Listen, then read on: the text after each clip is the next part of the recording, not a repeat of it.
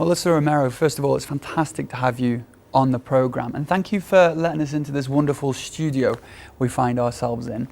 As the CEO of the ISB, you've got rich experience in covering lots of events throughout your career. Just give us an insight into the kind of things that you have to do when you're at an event such as the World Games. What does your job entail?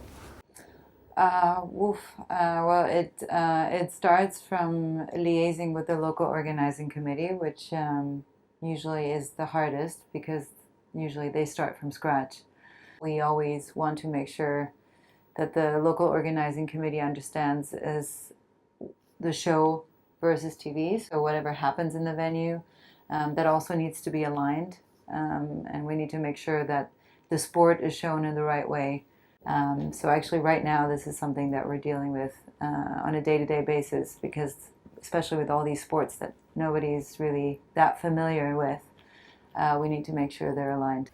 Well, bearing that in mind then, with the sports that people aren't familiar with, such as tug of war or life saving, is it a challenge for you to work out how that should be presented on television? It is and it's not. Many times with sports that are very well known and have been shown in many different events, it becomes more difficult because the IFs or the international federations are used to a certain way.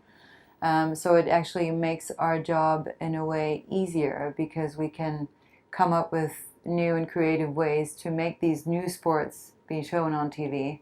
So it makes it really fun because we get to really know the sport and come up with fun and creative ways to show the sports with more cameras and more resources.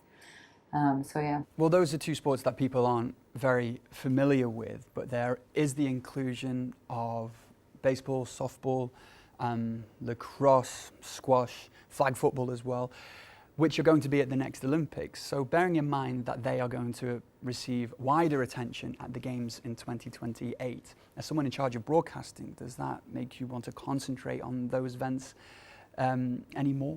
Give them any more attention? Yeah, we do have to be mindful of that, because there's obviously more attention also from rights holders looking ahead to LA 28. But we try to treat all the sports the same, especially in an event like this. There are some sports that require more technical facilities, like flag football, because they're in a bigger stadium. So they require more cameras. We are trying to point out some of the sports and giving them a bit more specialty equipment and more coverage. But no, the only thing that we are trying to do, of course, is to cover all of those sports live from a scheduling perspective.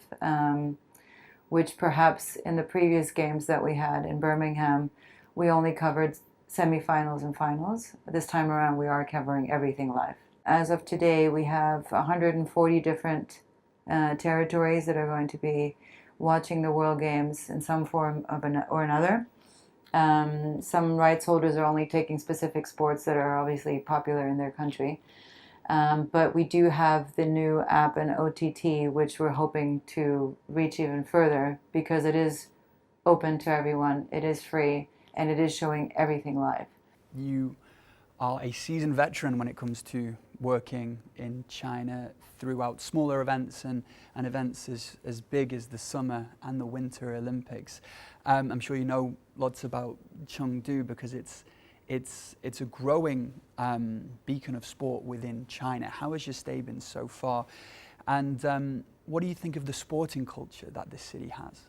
I've been coming to China since 2005 in preparation for the 2008 Games, which was amazing. I truly love Beijing, and it was an amazing experience working for the host broadcaster. And then for some reason or another, I ended up coming back for other events. And then, of course, I came to work on the Asian Games and on the Olympics in Beijing. Chengdu, I've been here now for the last 2 years, at least 10 times. And it's apart from it being a beautiful city, the people are extremely friendly and very welcoming. But you do feel that sport is definitely on their list of activities, because you see so many different parks, outdoor facilities. The venues are amazing. There's so many venues that you can't even choose from. I mean, we had the IWGA had a hard time to choose from all the different venues, and from the first time that I came to visit, the venues changed quite a few times. So and every time the venues were spectacular. So Chengdu definitely knows how to put on a sporting event. There's a large sporting culture everywhere I see, and they have been doing a tremendous job. And so hopefully there'll be more events like this. Of course, they had FISU 2 years ago, which was also amazing. So I hope that they'll be able to hold more of these type of events in the future.